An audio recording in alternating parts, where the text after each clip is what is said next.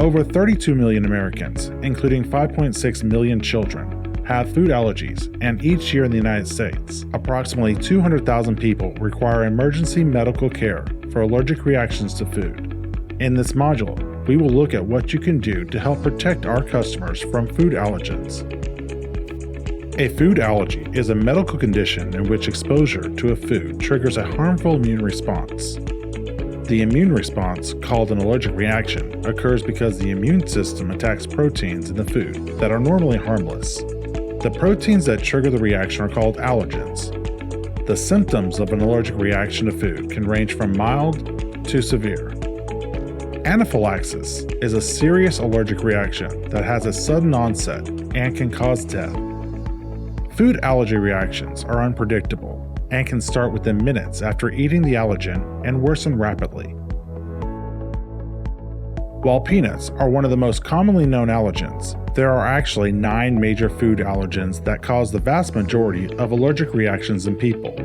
The top 9 major food allergens are milk and dairy products, eggs and egg products, wheat, soy and soybeans, peanuts and tree nuts, such as almonds, walnuts, and pecans, fish and crustacean shellfish, such as lobster and shrimp, and sesame. Packaged or prepared food products and food samples may contain or may have come in contact with ingredients which are food allergens for some people. To help protect customers, we must all work to prevent cross-contact between allergens and non-allergens. Cross-contact happens when an allergen is accidentally transferred from one food to another, either direct contact or indirect contact. After cross-contact, each food then contains small amounts of the other food. These amounts are so small that they usually can't even be seen. However, even a small amount of a food allergen can cause severe reactions in people with food allergies. Some examples of cross-contact are peeling cheese off a cheeseburger to make it a hamburger, removing shrimp from a salad, or scraping peanut butter off a piece of bread and using it to make a different sandwich. Some examples of indirect cross-contact are using the same spatula that flipped a cheeseburger to flip a hamburger, not washing hands after handling shrimp before making the next salad, or wiping off and not properly cleaning a knife used to spread peanut butter before it is used to spread jelly, or reusing a bakery liner for multiple batches of cookies. To help eliminate cross-contact, first we must store allergen-containing foods separate from non-allergens, just as you would separate raw and ready-to-eat foods. If that is not possible, then you should store allergens below non-allergens. We also only want to use utensils, cutting boards, and pans that have been thoroughly washed with soap and water, rinsed, and sanitized between foods. We want to make sure any utensil or piece of equipment that touches a product containing an allergen is properly cleaned before another product is made, and that any food residue from a food containing an allergen does not contaminate nearby products. It is also a good idea to change your apron after handling a food containing an allergen, and don't forget to remove your gloves and wash your hands after handling an allergen. Wash your hands with soap and water before touching anything else if you have handled a food allergen. Soap and water will remove a food allergen from your hands. However, hand sanitizer or water alone will not remove an allergen.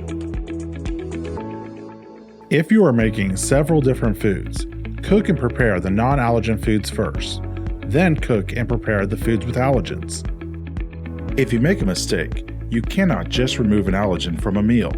The entire meal should be discarded, since even a small amount of cross-contact makes the food unsafe. You must also clean and sanitize food contact surfaces, counters, tables, and utensils after preparing foods that contain an allergen. For example, after you make peanut butter and jelly sandwiches, you need to thoroughly clean and sanitize your prep tables and utensils, and wash your hands before you begin another task. Our customers depend on proper product labeling to identify allergens in the food they buy. That is why it's so important that ingredients in our prepared products are never substituted. It could result in an allergen that is not listed on the label. It is also one reason why we clean and sanitize everything after preparing and handling products. It is the only way to remove allergens, so we do not cause the cross-contact of food allergens. Even in storage, allergens must be kept separate from all other ingredients. The smallest amount of an allergen can cause an allergic reaction. Reactions can range from mild discomfort to a deadly attack. We must do everything possible to keep our customers safe from harmful food allergens. Unfortunately, you cannot know whether a food contains an allergen just by simply looking at it. State and federal laws and regulations have made it easier for people with food allergies to identify problem foods and avoid them. State and federal law requires ingredient allergen labeling on all packaged foods and bulk displays in self-service areas, so customers can make safe choices before purchasing. Ingredient labels are used to list all the ingredients in a product, as well as to identify any common allergens that may be present. Customers with food allergies depend on these labels to make sure they avoid foods that can cause a harmful reaction. Keep in mind, if a customer can walk up and pick up a product from a table, a counter, or while walking down the aisle, the food must have an ingredient label.